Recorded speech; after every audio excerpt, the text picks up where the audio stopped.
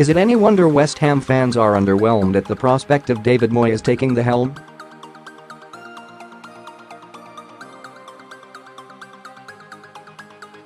He fell flat on his face at Manchester United. He bombed at Real Sociedad and he stank the place out at Sunderland, taking them down to the Championship for the first time in a decade.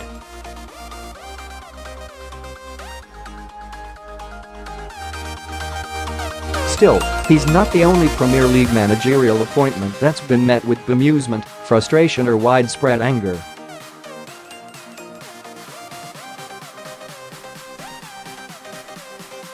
And these underwhelming examples prove the point only too well. Avram Grant, Chelsea.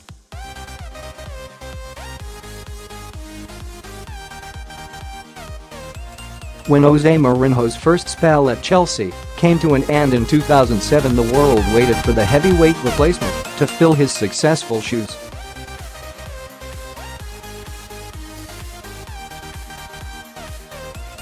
They got Avram Grant. The 52-year-old was Chelsea's director of football and a former Israeli national coach, but, perhaps more importantly, he was a close personal friend of Blues owner Roman Abramovich.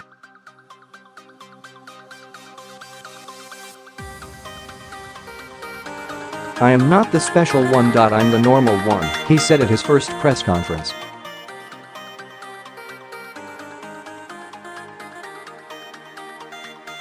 "But my wife says I am special. What am I like?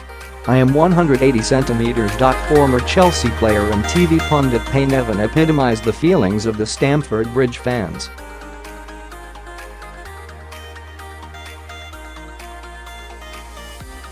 "Avram Grant is going to be as welcome as Camilla at Diana's memorial," he argued.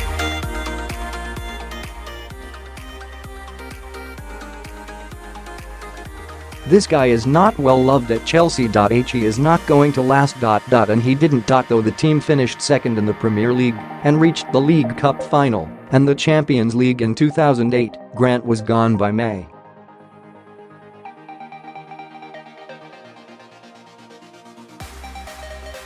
Claudio Ranieri, Leicester City. The 63-year-old former Chelsea boss arrived at the King Power Stadium in the summer of 2015 after a disastrous 4-month spell as manager of the Greek national team.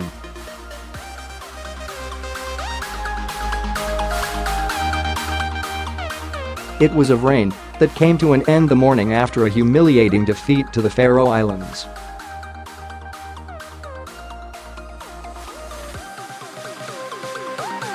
Gary Lineker took to Twitter as soon as the news of the Italian's appointment broke.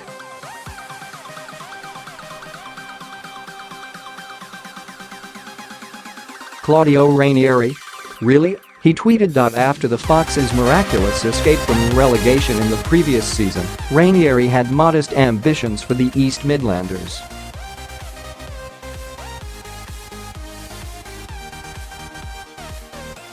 "My goal is make 1 point more next season. This is our goal, improve season after season."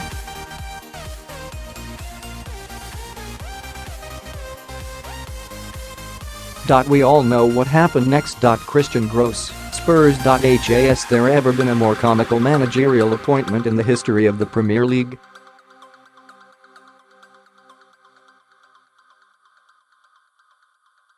From the moment the Swiss arrived late from Heathrow Airport for his first press conference in November 1997, brandishing a London Underground travel card and declaring it to be the ticket to the dreams, you knew it was destined to end in disaster.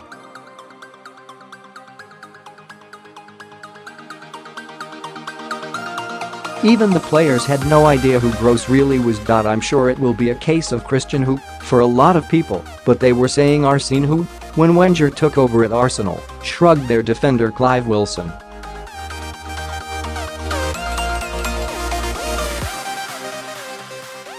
Christian Gross lasted 9 months. Arsene Wenger is still manager of Arsenal. John Carver, Newcastle.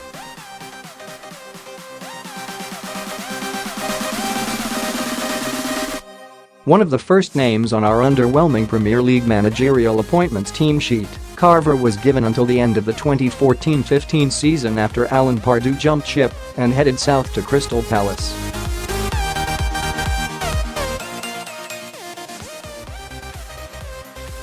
Carver would oversee the Magpies for 20 games, but won just 3 matches and lost 13.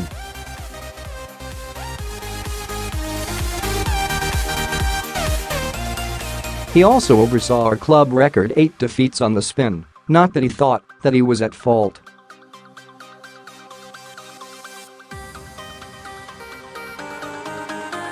"I still think I'm the best coach in the Premier League," he insisted. Although Carver had taken over with the club in 10th place in the table, it needed a final day win over West Ham to confirm their safety in the Premier League.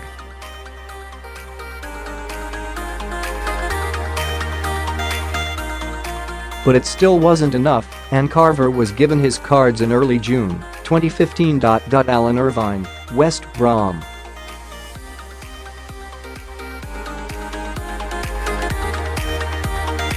If West Brom fans are growing tired of Tony Pulis, then they don't need to cast their minds back that far to recall a manager that made Pulis look like Pep.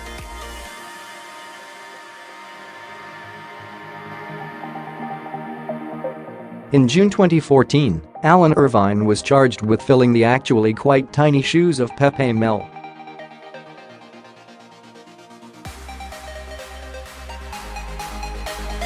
And with a CV that showed sackings at Championship Preston and League One Sheffield Wednesday, it was always going to be a big ask for the Scottish coach.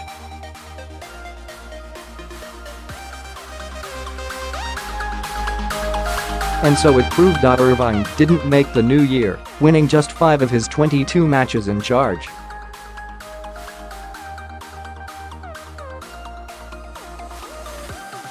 Joe Kinnear, Newcastle. After Kevin Keegan's shock resignation in September 2008, Newcastle turned to former Wimbledon manager Joe Kinnear to take the helm at Street.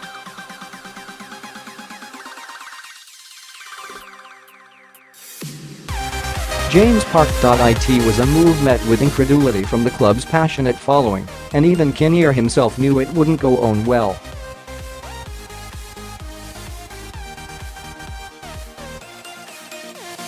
"The fans will be disappointed, I understand that, but I can't do anything about it," he admitted.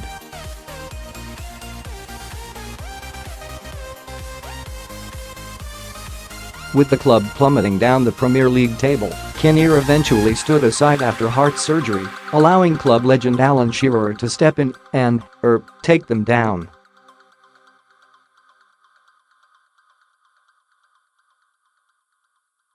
"But we don't talk about that, do we? Felix Magath, Fulham. Fulham were desperate. Struggling badly in the Premier League, they turned to the former Bayern Munich manager Felix Magath in February 2014, not that anybody really recognized the name.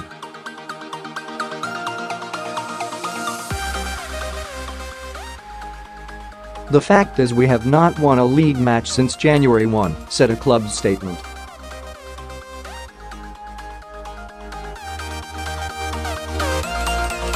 "Given our form, we can no longer merely hope that our fortunes will finally turn."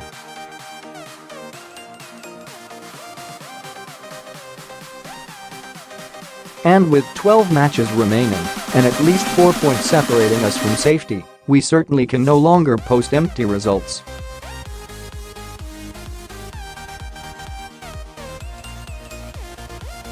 Action was required. Magath arrived at Craven Cottage with a record of never having been relegated in his managerial career.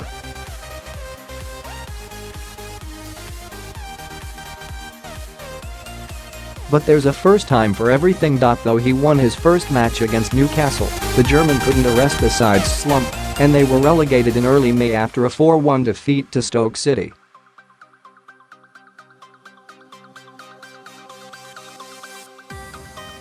And when he lost his first 4 games of the following championship season, culminating in a run of 11 league games without a win, the writing was on the wall.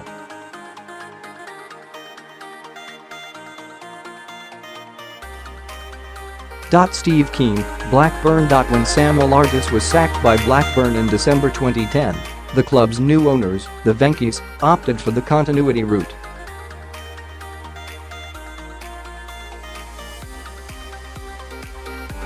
They promoted Allardyce's assistant Steve Keane to the manager's job with the club in 13th place in the Premier League.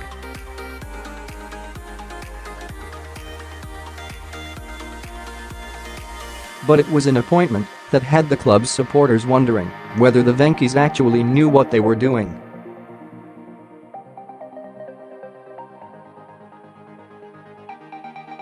They didn't. The following season, Keane was sacked after taking the former Premier League champions down to the Championship, with only Paul Ince having a managerial record that was worse than his.